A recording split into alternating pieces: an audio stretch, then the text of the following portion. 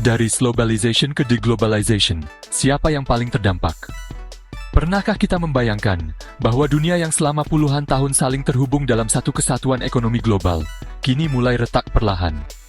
Inilah yang disebut banyak ahli sebagai globalization, fase di mana laju globalisasi melambat sebelum akhirnya mengarah ke sesuatu yang lebih serius, deglobalization. Selama 3 dekade terakhir, dunia menyaksikan ledakan perdagangan internasional, pertumbuhan rantai pasok global, dan arus modal lintas negara yang begitu deras. Barang dari Cina dijual di Amerika, mobil Jerman dirakit di Meksiko, pekerja Bangladesh menjahit pakaian untuk merek-merek Prancis. Tapi, sejak krisis keuangan global 2008, roda ini mulai berputar lebih lambat. Lalu, pandemi COVID-19, perang dagang Amerika Serikat-Tiongkok, dan invasi Rusia ke Ukraina menjadi game changer. Banyak negara kini tak lagi percaya pada sistem ekonomi global yang terlalu terbuka. Inilah era deglobalisasi, di mana negara-negara mulai menutup diri, merelokasi industri, dan memprioritaskan keamanan ekonomi dibanding efisiensi biaya. Tapi, pertanyaannya, siapa yang paling terdampak? Apakah Tiongkok, Amerika, Eropa, atau negara lainnya? Jawabnya adalah negara berkembang.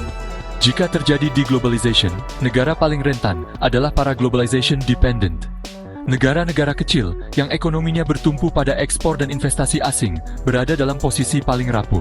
Sebut saja Bangladesh, Vietnam, dan Kamboja, bergantung pada pesanan baju dan elektronik dari barat. Kalau permintaan global menyusut, jutaan pekerja di pabrik bisa kehilangan nafkah. Nigeria dan Venezuela menggantungkan hidup pada ekspor minyak dan komoditas. Ketika pasar global terguncang, harga bisa jatuh dan pendapatan negara ambruk. Negara-negara miskin yang bergantung pada remitansi atau kiriman uang dari tenaga kerja di luar negeri akan terpukul ketika arus migrasi dibatasi. Negara yang terisolasi secara geopolitik, seperti Armenia atau beberapa negara Afrika, bisa tersingkir dari aliansi rantai pasok baru yang hanya melibatkan negara sahabat. Mereka ini seperti penumpang di kereta globalisasi yang tiba-tiba direm mendadak dan tidak punya kendaraan alternatif untuk bertahan sendiri. Tiongkok, sasaran utama, tapi bukan korban terbesar. Tiongkok adalah simbol terbesar dari keberhasilan globalisasi. Tapi kini, ia juga menjadi target utama deglobalisasi. AS dan sekutunya membatasi akses Tiongkok terhadap teknologi mutakhir, menekan perusahaan semikonduktor, dan melarang peralatan jaringan buatan Huawei. Tapi jangan salah, Tiongkok tidak duduk diam. Ia membangun kekuatan domestik lewat strategi dual circulation, memperluas pengaruh ke negara-negara berkembang lewat Belt and Road Initiative, dan mempertahankan kekuatan industrinya yang sulit ditandingi. Tiongkok memang terpukul, terutama dari sisi teknologi dan kepercayaan pasar barat, tapi dengan skala pasar dalam negeri yang raksasa, ia punya bantalan yang kokoh. Eropa, terutama Jerman, di antara dua kekuatan Eropa, khususnya Jerman, menghadapi dilema geopolitik. Di satu sisi, mereka bergantung pada ekspor ke Cina. Di sisi lain, mereka harus ikut AS dalam menghadapi rezim otoriter dan memperketat ketergantungan energi, terutama setelah Rusia menyerang Ukraina. Jerman adalah ekonomi berbasis industri ekspor mobil, mesin, dan teknologi. Ketika rantai pasok terguncang dan pasar luar negeri menyusut, industri Jerman bisa kehilangan daya saing. Namun, Eropa mencoba bangkit membangun kembali industri hijau, memperluas perdagangan intra-EU, dan memperkuat kemandirian strategis. Amerika Serikat, korban sekaligus pengendali. Amerika Serikat memang menghadapi dampak seperti naiknya harga barang akibat tarif dan terganggunya pasokan. Tapi dalam jangka panjang, ia justru bisa keluar sebagai pemenang. AS memiliki pasar domestik yang besar, kekuasaan atas sistem keuangan global, USD, dominasi teknologi dan aliansi strategis.